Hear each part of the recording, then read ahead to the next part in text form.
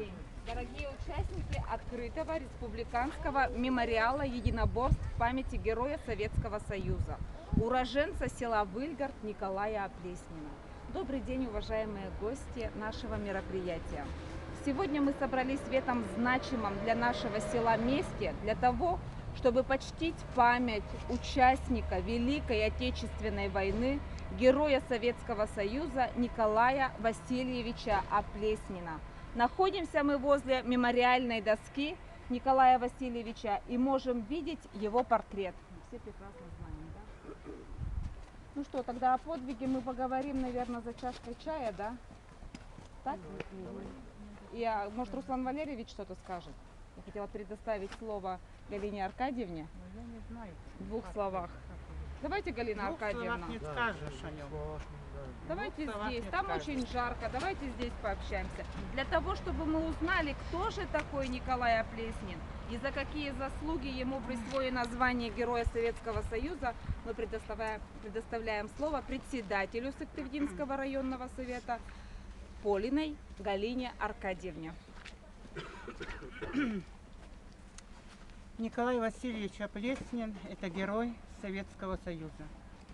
Он родился в 1914 году в нашем селе Выльгарде. Поэтому мы всегда гордились и гордимся тем, что герой Советского Союза Николай Васильевич Оплеснин является уроженцем нашего села. После окончания школы он поступил в Сыктывкарский строительный техникум.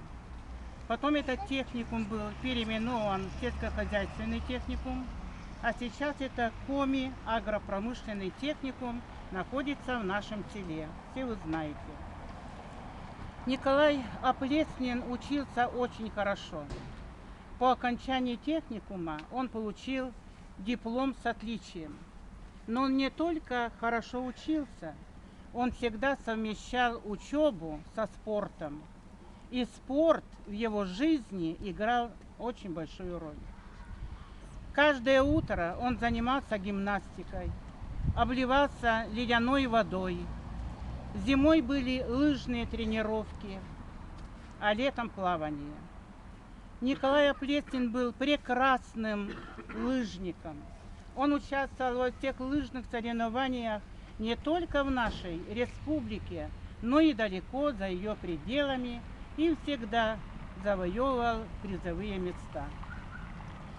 В сентябре 1939 года Николая Оплеснина призывают в армию, а в 1941 году началась война. Он был командиром пулеметной роты. Случилось так, что соединение, в котором служил Николай Оплеснин, попало в окружение. Чтобы освободить, нужно было, конечно, во-первых, пройти через боевые порядки противника и не только вот это, но и переплыть широко разлившийся студеный Волхов. Задание это поручили Николаю Оплеснину. Он сразу же согласился. И он дошел до своих и вернулся в свою часть с планом выхода из окружения. Если бы Николай Оплеснин не был прекрасным лыжником и спортсменом, 20 сентября 1941 года он бы не смог пройти так быстро 20 километров, петляя по лесу и утопая в болоте. Да еще во вражеском тылу надо было думать о каждом своем шаге, чтобы не хрустнула хворостинка, нечаянно попавшая под ноги. Если бы Николай Оплеснин плохо плавал, он бы не смог переплыть такой действительно огромный Волхов, который действительно после дождей, осенних дождей, действительно таким стал. Но он сразу же нырнул в ледяную воду, ни на минуту не сомневаясь, что он будет скоро на том берегу.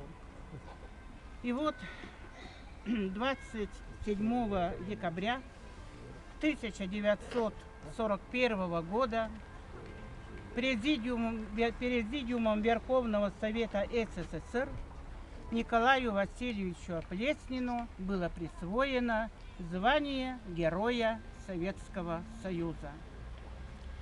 Такой подвиг смог совершить только человек, беззаветно преданный своей родине, смелый, мужественный, сильный, выносливый. Именно таким человеком был Николай Васильевич Оплеснин. Сказать, что всю свою жизнь он готовился к подвигу, сказать неправду. Просто он всю свою жизнь готовился быть полезным родине своей и народу.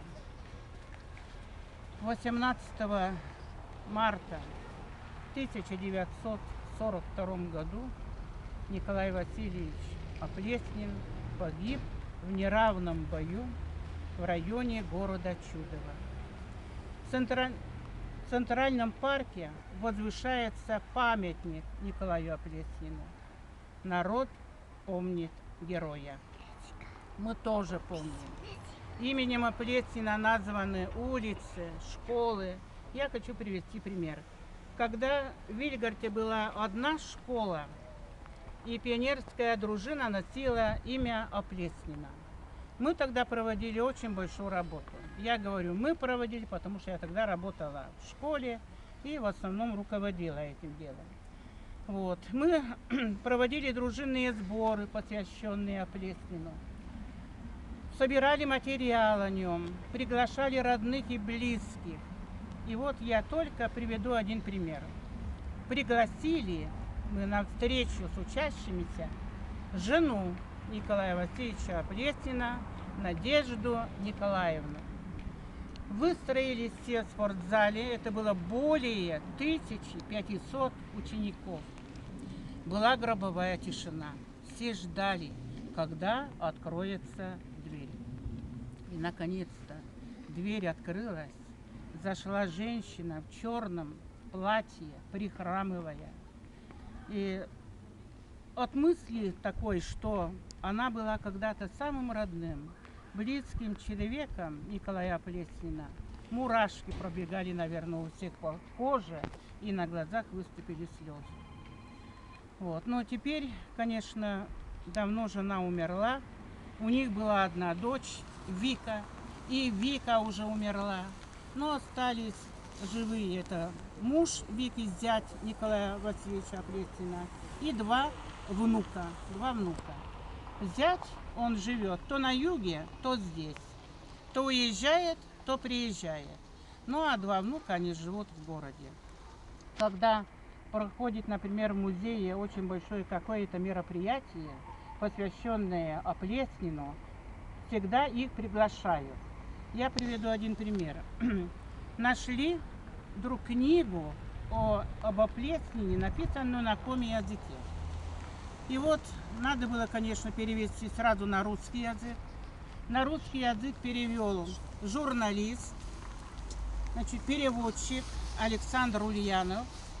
И была в музее презентация этой книги. И вот на это мероприятие, очень большое, все приезжали. И зять, и два этих внука. Ну и что еще? Последнее, что, конечно, в нашем агропромышленном техникуме проводится тоже очень большая работа. Вот у них есть музей, там собран богатый материал. 2 года тому назад прикрепили к зданию дощечку, на которой написано, что именно с такого по такой год здесь учился Николай Васильевич Оплеснин. И сейчас весь педагогический коллектив, студенческий коллектив, они проводят большую работу, потому что поставили перед собой цель, чтобы техникуму присвоили имя Николая Васильевича Оплеснина, нашего героя Советского Союза. Все, спасибо. Также хочется отметить, что именем героя названы улицы в городах и районах Республики Коми. Также его имя носит Выльгардская средняя школа. В городе Чудово, близ которого погиб Оплеснин, есть улица, названная в честь него. А 25 июня 2015 года в аэропорту Сыктывкара самолету Коми авиатранса Л-410 присвоено имя Героя Советского Союза Николая Оплеснина. Сейчас, прежде чем отправиться на экскурсию в зал боевой славы Сыктывдинского музея, мы вас туда всех приглашаем. Давайте возложим цветы к мемориальной доске. Так, куда положить? Давайте вот положим, наверное, здесь, да. Ты тоже положи. Никак, наверное, не получится, если вот так как-то. Если вот так только стоя как-то. Как-то может туда вот такая солнечная. Кто-то может сюда.